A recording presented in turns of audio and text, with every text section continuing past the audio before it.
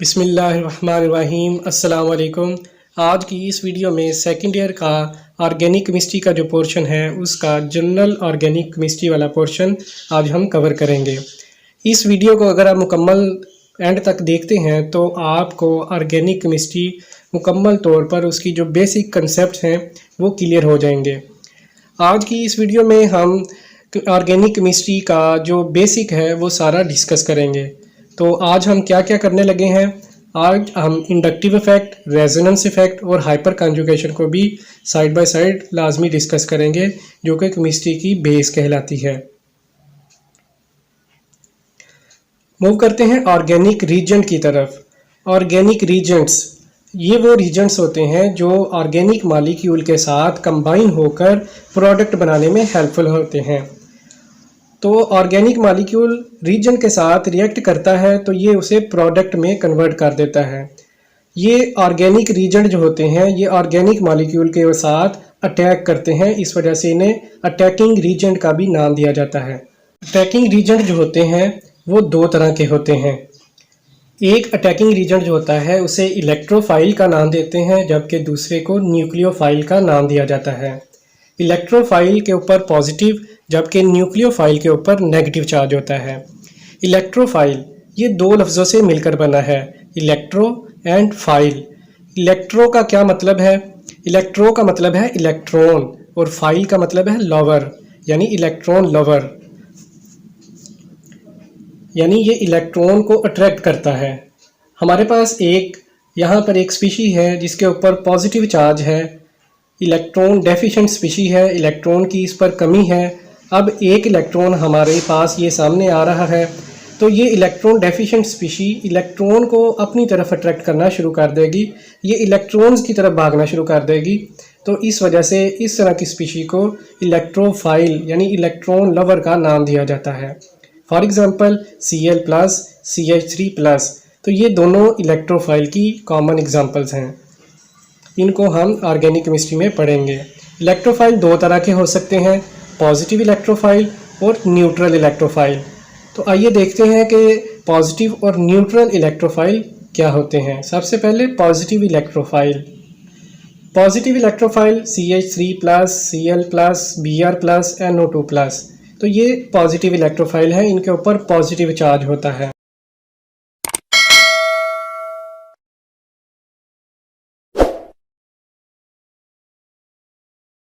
Positive electrophile इनके ऊपर electron की कमी की वजह से पॉजिटिव चार्ज आ जाता है, क्योंकि ये इलेक्ट्रॉन डेफिशिएंट होते हैं, इलेक्ट्रॉन्स की इन पर कमी होती है। लेकिन हमें कैसे पता चलेगा कि इनके पास इलेक्ट्रॉन्स की कमी है? तो इसके लिए हम देखते हैं मीथेन की स्ट्रक्चर, मिथाइल की स्ट्रक्चर। CH3 के ऊपर कार्बन के ऊपर पॉजिटिव चार्ज है, यहाँ पर 3 कार्बन बॉन्ड बना रहा है। 3 बॉन्ड का मतलब है यहाँ पर टोटल 6 इलेक्ट्रॉन है, के पास टोटल 6 इलेक्ट्रॉन है, जबकि ऑक्टेट रूल के मुताबिक इसके पास 8 इलेक्ट्रॉन होने चाहिए। क्योंकि इसके पास इलेक्ट्रॉन की डेफिशिएंसी है तो इस वजह से इसे इलेक्ट्रोफाइल का हम नाम देंगे। नेक्स्ट अगर हम देखें तो Cl+, Br+, NO2+, ये भी इसी तरह से इलेक्ट्रॉन की डेफिशिएंसी होने की वजह से इलेक्ट्रोफाइल हैं। अब है न्यूट्रल इलेक्ट्रोफाइल, यानी ऐसे इलेक्ट्रोफाइल जिनके ऊपर कोई चार्ज नहीं है, Br3, CO2। तो अगर हम इनकी एग्जांपल देखें तो इनके ऊपर हमें कोई चार्ज नज़र नहीं आ रहा, इस वजह से इन्हें न्यूट्रल इलेक्ट्रोफाइल का नाम दिया जाता है। ऐसे इलेक्ट्रॉन लवर हैं जिनके ऊपर कोई चार्ज नहीं होता। हम अगर लफ्ज़ों को देखें तो न्यूट्रल यानी नो चार्ज। एग्जांपल्स की मदद से हम करेंगे। सबसे पहले एग्जांपल देखते हैं CO2 की। अगर हम CO2 की स्ट्रक्चर को, लीवी स्ट्रक्चर को एक्सपेंड करें तो हमें कुछ इस तरह से स्ट्रक्चर नज़र आएगी। कार्बन यहाँ पर 4 बॉन्ड, यानी 4 बॉन्ड का मतलब है 8 इलेक्ट्रॉन। तो कार्बन की यहाँ पर जो स्टेबिलिटी है ऑक्टेट रूल के मुताबिक वो ठीक है। तो लेकिन अगर हम इसको देखें तो ये तो न्यूट्रल इलेक्ट्रोफाइल में हमने लिखा है, उसकी क्या वजह है?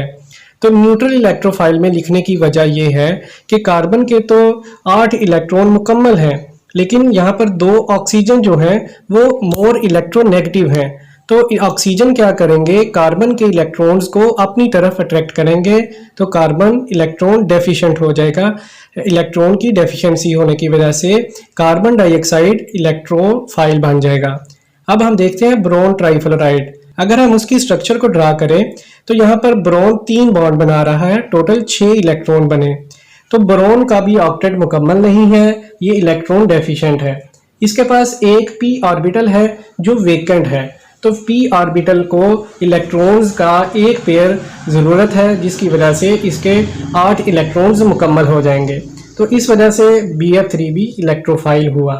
तो ये था आज का हमारा न्यूट्रल इलेक्ट्रोफाइल। अगर हम इसे सम अप करें तो न्यूट्रल इलेक्ट्रोफाइल इलेक्ट्रॉन लविंग होता है, इलेक्ट्रॉन डेफिशिएंट होता है और ये बहुत ज़्यादा रिएक्टिव होता है। अब हम बात करते हैं न्यूक्लियोफाइल की। ये बिल्कुल ही ऑपोजिट होता है इलेक्ट्रोफाइल से। हम अगर एग्जांपल देखें तो हमारे पास एक अमोनिया की एग्जांपल है, तो इसकी मदद से हम एक्सप्लेन करते हैं कि न्यूक्लियोफाइल क्या होता है। यहाँ पर आपको एक एक्सेस इलेक्ट्रॉन नज़र आ रहा है जिसे लोन पेयर का भी नाम दिया जाता है। ये बॉन्डिंग में हिस्सा नहीं ले रहा, तो ये क्या करेगा, ये न्यूक्लियोफाइल के तौर पे एक्ट करेगा। ये न्यूक्लियस लविंग है। ये इलेक्ट्रॉन का जो पेयर है अमोनिया, ये इलेक्ट्रॉन का पेयर डोनेट कर देता है। एक तो लोन पेयर का और दूसरा नेगेटिव चार्ज का होना ज़रूरी है। जैसे OH माइनस में नेगेटिव चार्ज है और अमोनिया पर एक लोन पेयर मौजूद है। तो न्यूक्लियोफाइल की अब टाइप्स देखते हैं। न्यूक्लियोफाइल की 3 टाइप्स होती हैं, नेगेटिव, न्यूट्रल और एम्बिडेंट न्यूक्लियोफाइल। आइए इसकी डिटेल की तरफ चलते हैं। सबसे पहले देखते हैं नेगेटिव न्यूक्लियोफाइल। नेगेटिव न्यूक्लियोफाइल यानी ऐसे न्यूक्लियोफाइल होंगे जिनके ऊपर नेगेटिव चार्ज होगा, हाइड्राइड, अल्कोहलिक ग्रुप और अल्ऑक्सी ग्रुप। तो ये नेगेटिव न्यूक्लियोफाइल की एग्जांपल हैं। इनके पास इलेक्ट्रॉन एक्सेस में होते हैं, तो ये इलेक्ट्रॉन को डोनेट करने की एबिलिटी रखते हैं। अब है न्यूट्रल न्यूक्लियोफाइल, यानी ऐसे न्यूक्लियोफाइल जिनके ऊपर कोई चार्ज नहीं होता और इन्होंने पॉजिटिव को न्यूक्लियस को अट्रैक्ट करना होता है। मसलन अमोनिया और वाटर। अमोनिया की अगर और वाटर की स्ट्रक्चर को देखें तो यहाँ पर हमें एक लोन पेयर नज़र आ रहा है और वाटर में 2 लोन पेयर हैं। क्योंकि अमोनिया के पास इलेक्ट्रॉन जो है ये एक्सेस में है, लोन पेयर ज़्यादा है, तो ये क्या कर सकता है, डोनेट कर सकता है। ये इलेक्ट्रॉन का पेयर जब किसी और मॉलिक्यूल को या किसी एटम को डोनेट करेगा तो ये न्यूक्लियोफाइल बन जाएगा। इसी तरह वाटर में 2 हमें लोन पेयर नज़र आ रहे हैं, जिसकी वजह से वाटर जो है ये न्यूट्रल न्यूक्लियोफाइल है। इसके अलावा ये भी न्यूट्रल न्यूक्लियोफाइल की कुछ एग्जांपल हैं जिनके ऊपर चार्ज तो नहीं होता, लेकिन इनके ऊपर ये जो डार्ट आपको नज़र आ रहे हैं ये इलेक्ट्रॉन पेयर हैं। तो ये लोन पेयर्स के तौर पे एक्ट करेंगे। लोन पेयर किसी भी दूसरे स्पीशी को ये डोनेट कर सकते हैं, जिसकी वजह से इन्हें न्यूट्रल न्यूक्लियोफाइल का नाम दिया जाता है। अब है एम्बिडेंट न्यूक्लियोफाइल। ये ज़रा डिफरेंट टाइप्स के न्यूक्लियोफाइल होते हैं जिनमें दोनों एटम के साथ इलेक्ट्रॉन का पेयर जुड़ा हुआ होता है। ये इलेक्ट्रॉन का पेयर कोई भी एटम किसी को भी डोनेट करने की एबिलिटी रखता है, तो जिस वजह से इस तरह के न्यूक्लियोफाइल को एम्बिडेंट न्यूक्लियोफाइल का नाम देते हैं। यानी इसके ऊपर 2 अटैकिंग साइट्स होती हैं, जैसे आपको ये सामने नज़र आ रहा है, नाइट्रोजन पे और कार्बन दोनों के ऊपर अटैकिंग साइट है। तो इस तरह की स्पीशीज़ को एम्बिडेंट न्यूक्लियोफाइल का नाम दिया जाता है। हमने देखा इलेक्ट्रोफाइल, फिर हमने देखा न्यूक्लियोफाइल और सबसे पहले हमने रीजेंट के अंतर्गत बात की और ये रीजेंट की टाइप्स थी। अब हमें ये कंसेप्ट्स की ज़रूरत क्यों पेश आई, हमने इनको क्यों डिस्कस किया, तो ऑर्गेनिक केमिस्ट्री के कंसेप्ट्स को क्लियर करने के लिए ये बेसिक चीज़ों को हमें समझना बहुत ज़रूरी था। अब हम एक जनरल एग्जांपल देखते हैं ऑर्गेनिक मॉलिक्यूल की। तो ये एक जनरल सा रिएक्शन है कि ऑर्गेनिक मॉलिक्यूल रीजेंट के साथ रिएक्ट करता है या रीजेंट ऑर्गेनिक मॉलिक्यूल के ऊपर अटैक करता है तो प्रोडक्ट बन जाता है। लेकिन प्रोडक्ट बनने के दौरान या बनने से पहले एक और स्टेज आती है, आइए उसको डिस्कस करते हैं। इसका मैकेनिज्म देखते हैं। जब हम मैकेनिज्म देखेंगे तो हमें कंप्लीट जो प्रोसेस है रिएक्शन का वो समझ आ जाएगा। तो ऑर्गेनिक मॉलिक्यूल जब प्रोडक्ट में चेंज होता है उसका मैकेनिज्म कुछ इस तरह से हमें हासिल होता है। हमारे पास जो ऑर्गेनिक मॉलिक्यूल होता है वो जब रिएजेंट के साथ अटैक करता है तो रिएक्शन इंटरमीडिएट बनता है। रिएक्शन इंटरमीडिएट ऐसी स्टेज होती है जो रिएक्टेंट और प्रोडक्ट के दरमियान हमें हासिल होती है। तो रिएक्शन इंटरमीडिएट थोड़े से लम्हे के लिए एक स्टेज होती है और ये थोड़े वक्त के बाद प्रोडक्ट में चेंज हो जाती है। तो ये कुछ इस तरह से ऑर्गेनिक मॉलिक्यूल रिएक्शन इंटरमीडिएट से होकर प्रोडक्ट में कन्वर्ट हो जाता है। यहाँ पर रिएक्शन इंटरमीडिएट का मतलब है something in between the reaction, यानी दो रिएक्शंस, एक रिएक्शन के दरमियान में कोई चीज़, कोई लम्हा, तो इसे रिएक्शन इंटरमीडिएट का नाम दिया जाता है। तो ये बहुत ज़्यादा अनस्टेबल होता है, बहुत ज़्यादा रिएक्टिव होता है, ये फ़ौरन ही प्रोडक्ट में चेंज हो जाता है। रिएक्शन इंटरमीडिएट कार्बोकेटाइन हो सकता है, carbon A9, free radical, carbene और इसके अलावा नाइट्रीन हो सकता है। तो आइए इनकी बारी बारी डिटेल से इनको डिस्कस करते हैं। सबसे पहले है कार्बोकेटाइन। ये दो लफ्ज़ों से मिलकर बना है, एक है कार्बो और दूसरा है केटाइन, यानी कार्बोकेटाइन। कार्बो का मतलब है कार्बन और केटाइन का मतलब है पॉजिटिव चार्ज। मसलन CH3+ मिथाइल कार्बोकेटाइन ये किस तरह बना? हमारे पास एग्जांपल है इथाइल क्लोराइड की। यहाँ से क्लोरीन को अगर हम अलग करवाते हैं तो चूंकि क्लोरीन इलेक्ट्रोनेगेटिव है, ये क्या करता है, साथ वाले कार्बन के इलेक्ट्रॉन को अट्रैक्ट कर लेता है और साथ जब इलेक्ट्रॉन अपने साथ ले जाता है, इस वजह से Cl पर माइनस और CH2 पर पॉजिटिव चार्ज आ जाता है, यानी वो इलेक्ट्रॉन की कमी का शिकार हो जाता है, क्योंकि इलेक्ट्रॉन ज़्यादातर क्लोरीन इलेक्ट्रॉनिक क्लाउड को हासिल कर लेता है। तो ये जो चीज़ हमारे पास बनती है इसे कार्बोकेटाइन का नाम देते हैं। ये नीचे आपको डिफरेंट एग्जांपल्स नज़र आ रही हैं, ये भी कार्बोकेटाइन की ही कुछ एग्जांपल्स हैं। अब हम देखते हैं कि कार्बन एनाइन क्या होता है। कार्बन एनाइन भी दो लफ्ज़ों से मिलकर बना, कार्बन और एनाइन, यानी कार्बन के ऊपर नेगेटिव चार्ज का हो जाना। तो कार्बन के ऊपर नेगेटिव चार्ज कैसे आता है ये देखते हैं आज। ये हमारे पास एक एग्जांपल है CH3 CH2, इसके ऊपर माइनस चार्ज है। तो इसके अलावा कार्बन एनाइन की ये भी कुछ एग्जांपल्स हैं, इनमें भी कार्बन के ऊपर माइनस चार्ज नज़र आ रहा है। तो कार्बन एनाइन ऐसी स्पीशीज़ होती हैं जिनके ऊपर माइनस चार्ज होता है। अब है फ्री रेडिकल्स। फ्री रेडिकल्स ऐसी स्पीशीज़ होती हैं जिनके पास अनपेयर्ड इलेक्ट्रॉन्स मौजूद होते हैं। अनपेयर्ड इलेक्ट्रॉन यानी सिंगल इलेक्ट्रॉन, इसे डॉट की सूरत में हम लिखते हैं। अब फ्री रेडिकल्स बनते कैसे हैं इसकी एग्जांपल देखते हैं क्लोरीन के एक मॉलिक्यूल की सूरत में। ये क्लोरीन का एक मॉलिक्यूल है, ये अल्ट्रावायलेट या सनलाइट की प्रेजेंस में होमोलिटिकली ब्रेक होकर हमें फ्री रेडिकल प्रोवाइड कर देता है। क्लोरीन में एक बॉन्ड बना हुआ है, यानी दो इलेक्ट्रॉन है। तो ये दोनों इलेक्ट्रॉन को अगर हम होमोलिटिकली यानी सिमिलर सेंटर से ब्रेक कर दें, एक इलेक्ट्रॉन एक क्लोरीन के पास, एक इलेक्ट्रॉन दूसरे क्लोरीन के पास चला जाता है। तो इस तरह क्लोरीन फ्री रेडिकल हमें हासिल हो जाता है। तो यहाँ पर दोनों क्लोरीन के पास एक एक इलेक्ट्रॉन है। इसके अलावा ये नीचे कुछ एग्जांपल्स आपको नज़र आ रही हैं, ये भी फ्री रेडिकल्स की ही एग्जांपल्स हैं। अब हम देखते हैं कार्बीन क्या होता है। कार्बीन ऐसी स्पीशी होती है जिसके ऊपर एक कार्बन के ऊपर एक लोन पेयर मौजूद होता है। तो carbon with a lone pair is called carbene. तो CH2 के केस में कार्बन के ऊपर एक लोन पेयर है, तो इसे हम कार्बीन का नाम देते हैं।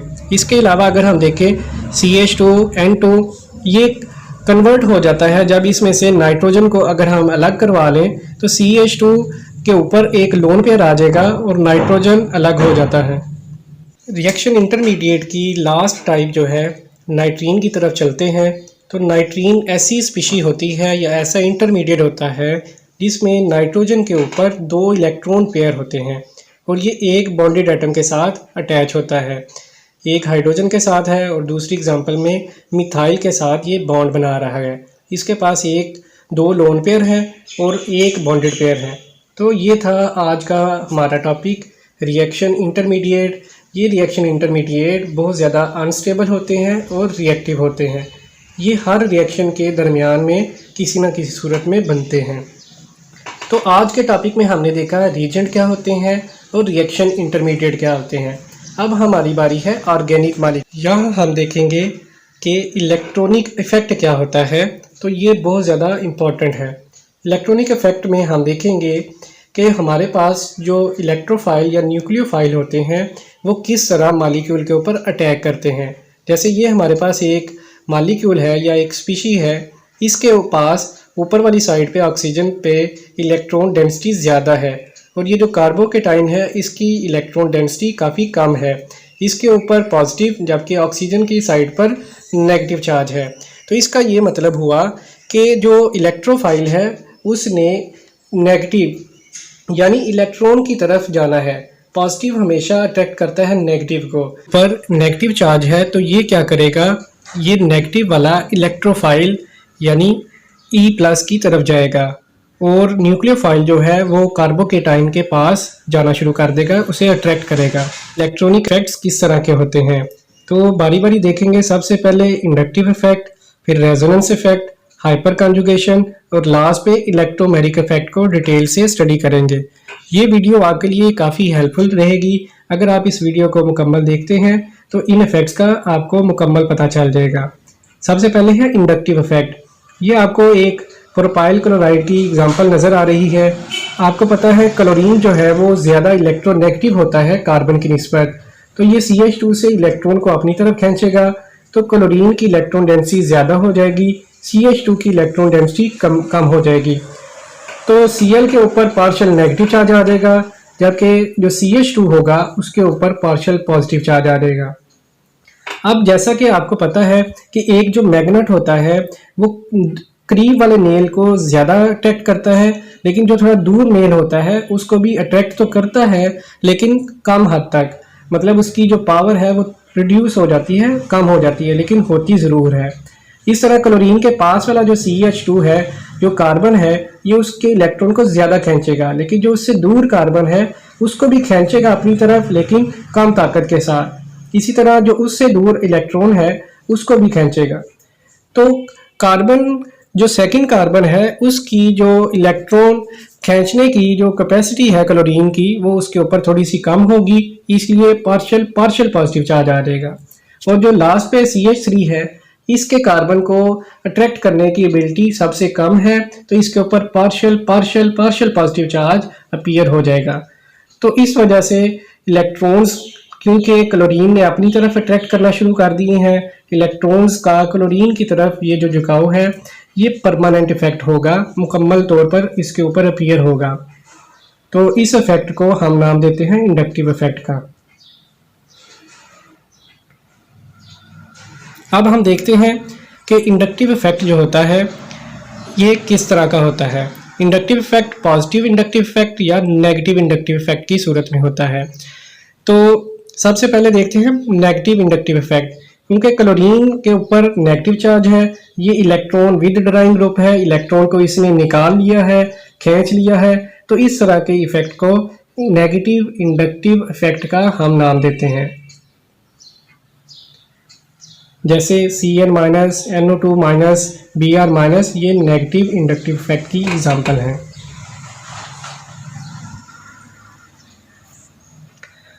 अब हम देखते हैं कि पॉजिटिव इंडक्टिव इफेक्ट क्या होते हैं। पॉजिटिव इंडक्टिव इफेक्ट, इन दोनों में अगर हम डिफरेंस देखें तो नेगेटिव इंडक्टिव इफेक्ट में ये जो स्पीशी है ये इलेक्ट्रॉन को विदड्रा कर लेती है, जबकि पॉजिटिव इंडक्टिव इफेक्ट में ये स्पीशी इलेक्ट्रॉन को डोनेट कर देती है। इसी वजह से हम इसे EDG यानी इलेक्ट्रॉन डोनेटिंग ग्रुप का भी नाम देते हैं। अब हम चलते हैं पॉजिटिव इंडक्टिव इफेक्ट की तरफ। तो ये हमें एक एग्जांपल नज़र आ रही है, इसमें नाइट्रोजन के साथ 3 मिथाइल ग्रुप अटैच हैं।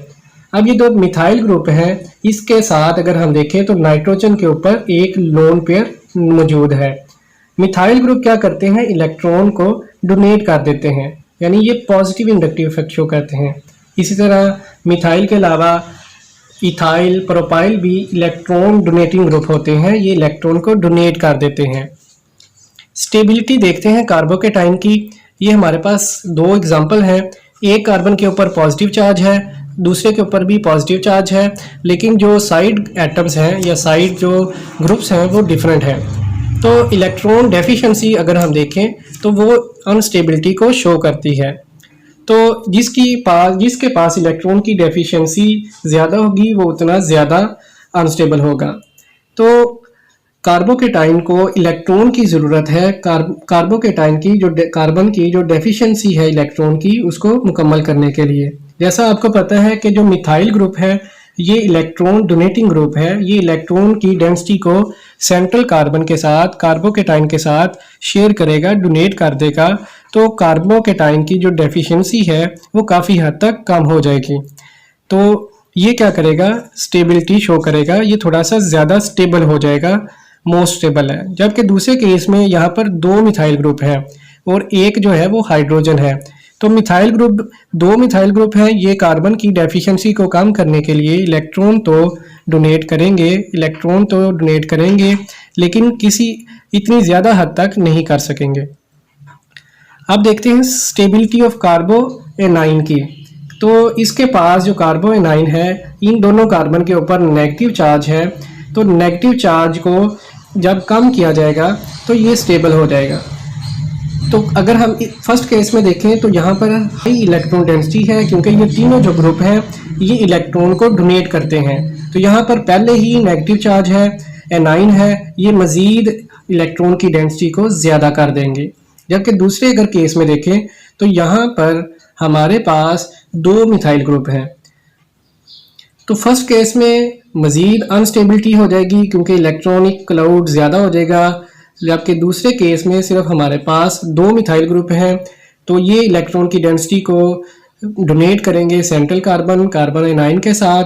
लेकिन चूंकि तीसरा पोजीशन पर हमारे पास कार्बो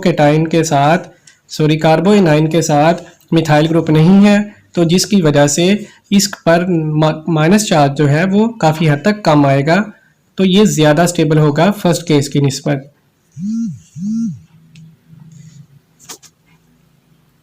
अब हम देखते हैं स्टेबिलिटी ऑफ एसिड। एसिड वो स्पीशीज होती हैं जो अपने हाइड्रोजन को डोनेट कर देती हैं। जितना जल्दी हाइड्रोजन को डोनेट किया जाता है वो उतना ज़्यादा एसिडिक कहलाता है। तो अगर हम इस केस में देखें तो हमें सबसे पहले इसको स्ट्रक्चर को एक्सपेंड करना पड़ेगा। COOH को अगर हम एक्सपेंड करके देखें तो हमें कुछ इस तरह से ये हमें नज़र आएगा।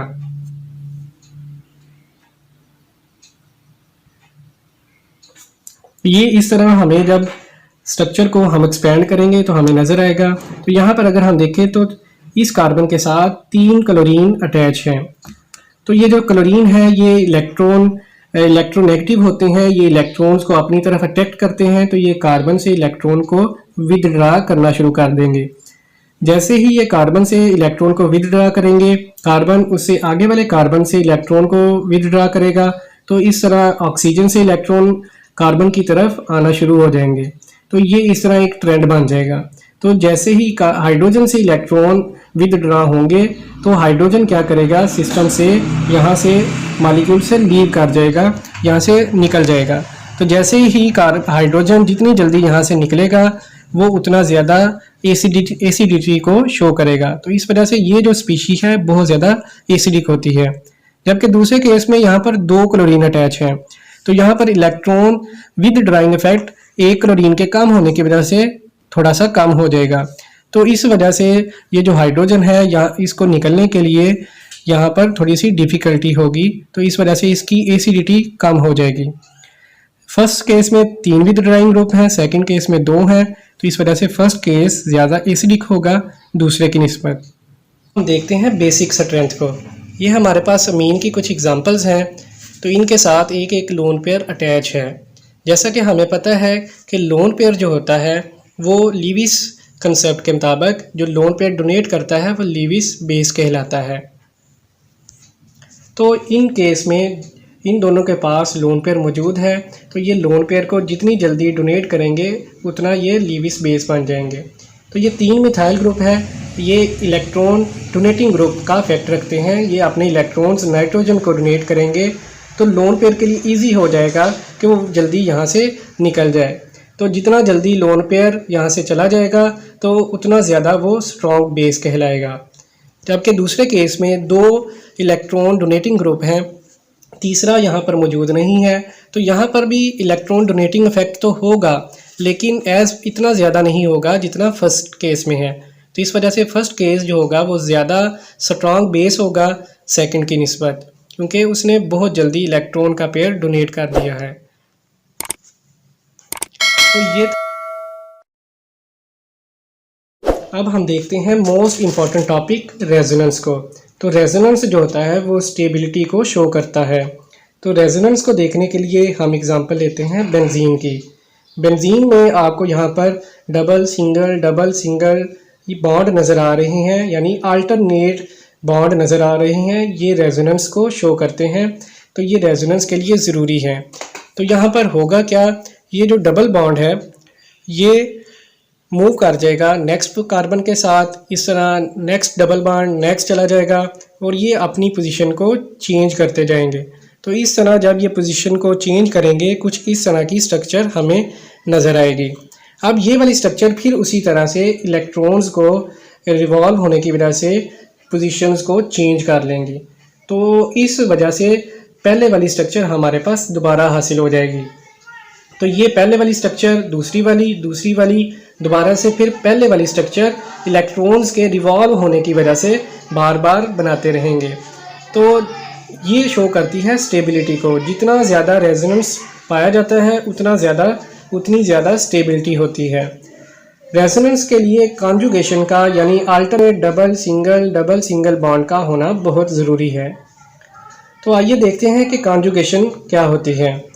तो कॉन्जुगेशन को देखने के लिए ये हमारे पास कुछ एग्जांपल हैं, यानी डबल बॉन्ड डबल बॉन्ड, यानी अल्टरनेट पोजीशन पर डबल सिंगल बॉन्ड का मौजूद होना। तो ये कॉन्जुगेशन की इलामत है। तो जिनमें कॉन्जुगेशन पाई जाएगी उनमें रेजोनेंस पाई जाएगी और वो स्टेबल हो जाएंगे। तो सबसे पहले एग्जांपल देखते हैं। यहाँ पर पाई बॉन्ड है, पाई बॉन्ड कॉन्जुगेशन है, यानी पाई कॉन्जुगेशन हम इसको नाम देंगे। सेकंड है पी पाई कॉन्जुगेशन। तो पी पाई कॉन्जुगेशन में डबल बॉन्ड सिंगल बॉन्ड के साथ जो एटम है उसके पास लोन पेयर्स मौजूद होंगे। तो यहाँ पर ऑक्सीजन के पास 2 लोन पेयर मौजूद हैं, यानी पाई यहाँ पर ऑर्बिटल मौजूद है। तो पहला पाई बॉन्ड होगा और दूसरा यहाँ पर जो पी ऑर्बिटल अवेलेबल है, इस वजह से जो कॉन्जुगेशन होगी उसे पी पाई कॉन्जुगेशन का नाम देंगे। लास्ट जो है एग्जांपल, उसमें एक हमारे पास डबल बॉन्ड है, फिर सिंगल बॉन्ड है और जो कार्बन है वो कार्बोकेटाइन है, उसके ऊपर पॉजिटिव चार्ज है। तो ये भी कॉन्जुगेशन को शो करता है। तो इनकी एग्जांपल देखते हैं कि कॉन्जुगेशन में किस तरह रेजोनेंस पाई जाती है। ये हमारे पास एक एग्जांपल है जिसमें एक डबल सिंगल और डबल बॉन्ड है। तो ये अल्टरनेट पोजीशन पर नहीं है, इस वजह से इनमें कॉन्जुगेशन मौजूद नहीं है, तो यहाँ पर रेजोनेंस भी नहीं पाई जाएगी। तो डबल बॉन्ड अल्टरनेट पोजीशन पर मौजूद नहीं है, यानी डबल सिंगल बॉन्ड नहीं है, तो इस वजह से यहाँ पर रेजोनेंस नहीं होगी। लास्ट है हाइपर कॉन्जुगेशन। कि हाइपर कॉन्जुगेशन क्या होती है। हाइपर कॉन्जुगेशन में हमारे पास है प्रोपीन पे ये 2 कार्बन के दरमियान डबल बॉन्ड मौजूद है और डबल बॉन्ड ये जो कार्बन है उनके साथ जो कार्बन है उसे अल्फा कार्बन का नाम दिया जाता है। अल्फा कार्बन के साथ जो हाइड्रोजन है, जैसे ये ऊपर हाइड्रोजन है, इसे अल्फा हाइड्रोजन का नाम दिया गया है। तो ये जो कार्बन के साथ जो अल्फा हाइड्रोजन है ये हाइपर कॉन्जुगेशन में हिस्सा लेगा। कार्बन का ये जो हाइड्रोजन है ये इस डबल बॉन्ड साथ वाले कार्बन के डबल बॉन्ड के साथ हाइपर कॉन्जुगेशन शो करेगा। तो जब ये हाइपर कॉन्जुगेशन शो करेगा तो ये भी एक रेजोनेंस की ही टाइप की तरह ही हम इसे डिस्कस करेंगे, तो जो कि स्टेबिलिटी को शो करेगा। अगर हम ये जो सिंगल बॉन्ड है इसको शिफ्ट कर दें साथ वाले कार्बन के साथ, तो इस तरह यहाँ पर डबल बॉन्ड आ जाएगा। क्योंकि इलेक्ट्रॉन की डेंसिटी बहुत ज़्यादा हो गई है, तो ये जो बॉन्ड है अगर हम इसको रिमूव कर दें और जो इलेक्ट्रॉन है उसको शिफ्ट कर दें लास्ट कार्बन के ऊपर, तो इलेक्ट्रॉन का पेयर इस तरह हमें नज़र आएगा। तो इलेक्ट्रॉन का पेयर यहाँ पर इसके ऊपर मौजूद है। जो स्ट्रक्चर है ये पहले वाले में शिफ्ट हो जाएगी और पहले वाली दूसरे वाले में, और इसी तरह ये दोबारा एक दूसरे में कन्वर्ट होते जाएंगे और रेजोनेंस शो करेंगे। अब ये जो हमारे पास कार्बन है इसके साथ ये जो हाइड्रोजन है यहाँ पर कोई भी बॉन्ड नज़र नहीं आ रहा, इस वजह से इसे नो बॉन्ड रेजोनेंस का भी नाम दिया जाता है। यहाँ पर हमारे पास जो ये बना, इसे हम सिग्मा पाई कॉन्जुगेशन का भी नाम देते हैं, क्योंकि हाइड्रोजन और कार्बन के दरमियान ये सिग्मा बॉन्ड है और कार्बन कार्बन के दरमियान यहाँ पर डबल बॉन्ड यानी पाई बॉन्ड है। इस वजह से इसे सिग्मा पाई कॉन्जुगेशन का नाम दिया जाता है। अब कार्बन और हाइड्रोजन के दरमियान अगर बॉन्ड नहीं है तो हाइड्रोजन यहाँ पर किस तरह मौजूद है? उसकी वजह है कि यहाँ पर ओवरलैपिंग अभी भी मौजूद है। कार्बन की हाइड्रोजन के साथ जो ओवरलैपिंग है वो फ़िलहाल मौजूद है और सिर्फ इलेक्ट्रॉन यहाँ से डीलोकलाइज हो गए हैं, इलेक्ट्रॉन यहाँ से निकल गए हैं। इस वजह से हाइपर कॉन्जुगेशन ज़्यादा स्टेबिलिटी को शो करता है, ये ज़्यादा स्टेबल स्ट्रक्चर है।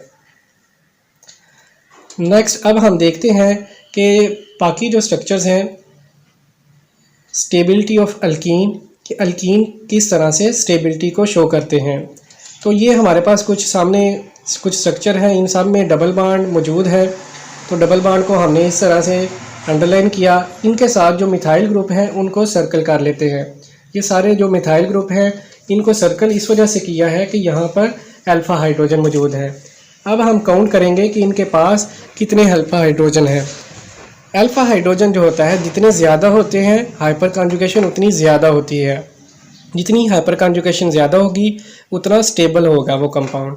तो फर्स्ट केस में यहाँ पर 3 अल्फ़ा हाइड्रोजन है, सेकंड केस में 3 राइट साइड पे, 3 लेफ़्ट साइड पे, टोटल 6 अल्फ़ा हाइड्रोजन है। थर्ड केस में अगर हम देखें तो 6 एक साइड पर हैं और 3 एक साइड पर हैं, तो टोटल हमारे पास 9 अल्फ़ा हाइड्रोजन हो गए। और लास्ट वाले केस में देखें तो 6 एक साइड पर हैं और 6 ही दूसरी साइड पर हैं,